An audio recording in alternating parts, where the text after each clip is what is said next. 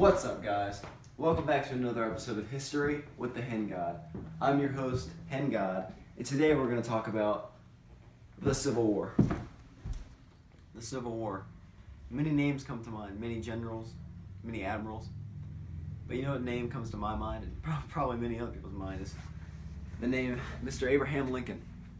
Mr. Abraham Lincoln was in office when the South seceded. Instead of cowering down and letting them do whatever they want, he said, "No can do, South. I'm going to make you come back." He had the strength to make hard decisions. He had to do stuff that was very unpopular to most people. But what he did ultimately led to him winning the war. Like freeing the slaves, that inspired many to help join the Union, to fight the South, and ultimately win the war. So this man right here, Abraham Lincoln, he is a hero.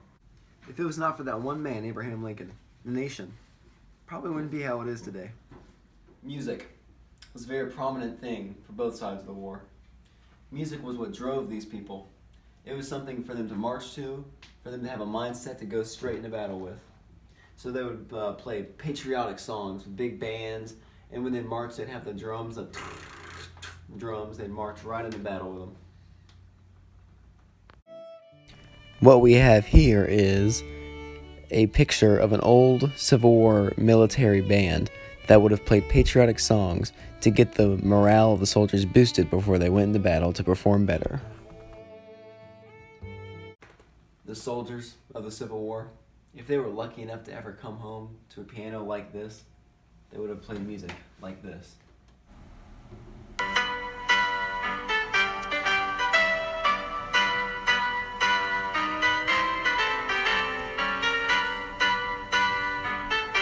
Thank you. We're currently at what is now a modern day farm, but at one point, the battlefield of the Battle of South Mountain, Civil War battle, that's right. And we were invited today by a local to explore these hallowed grounds, maybe find some artifacts and just learn about what went down that day. Weapons. They've come a long way since the Civil War. Now we have all these automatic rifles, submachine guns, all that. But back then, they just had a musket. Rifle. You can only shoot one bullet at a time. And it would take about 3 minutes for an unskilled soldier, but for the skilled soldiers that fought on this battlefield many years ago, 10 to 15 seconds tops, they could do it. And what it would fire is this tiny little devil called the mini ball. But though it was tiny, it sure packed a punch. It had lead in the inside, so when it would go inside you, it would expand and put shrapnel all up inside you and do a lot of internal damage. And now, we're gonna have an interview with a local farmhand, Dennis JP. What's up, guys? It's me, Dennis, and it's cold out here, but since you came all the way out here to my my grandpa's farm and stuff, man, I feel like I could do you a favor because you cool. I'm gonna go in this thicket. A lot of guys would misfire or drop bullets, so sometimes people find things. Let's check it out. All right.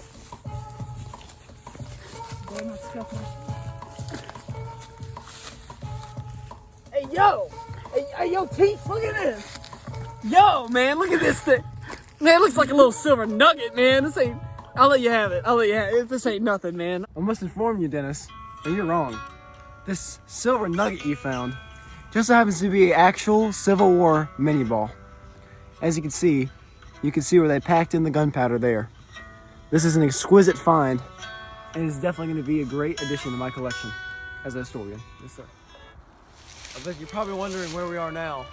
It may look like an ordinary woods, but beyond these trees is the battlefield of the turning point of the Civil War, Gettysburg. Now, Gettysburg was the turning point of the war because it was the South trying to invade the North, which was a very big deal. And now, the South, you would think, had a disadvantage. They had some good wins during the Civil War.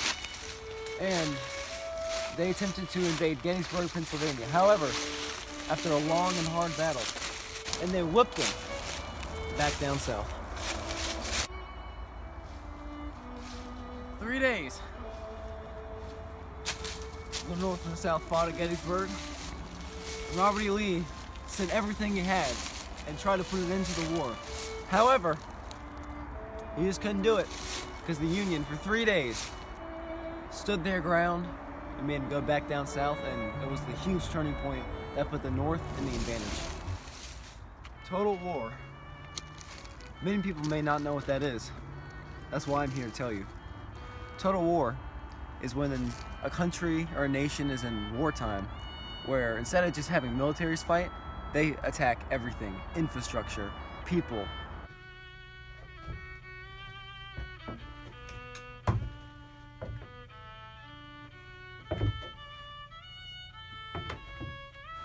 Hengad, is that you? Yes, it is me, Hengad. You may be wondering why I'm underground in refuge, and that is because I'm doing what many civilians during the Civil War had to do. Because of the total war plan meant that the soldiers were going to come and just ransack everything and probably kill you if they found you. The Civil War brought many new things. One of the biggest of those new things, however, was the idea of total war. General Ulysses S. Grant had the idea of using total war to win over the South.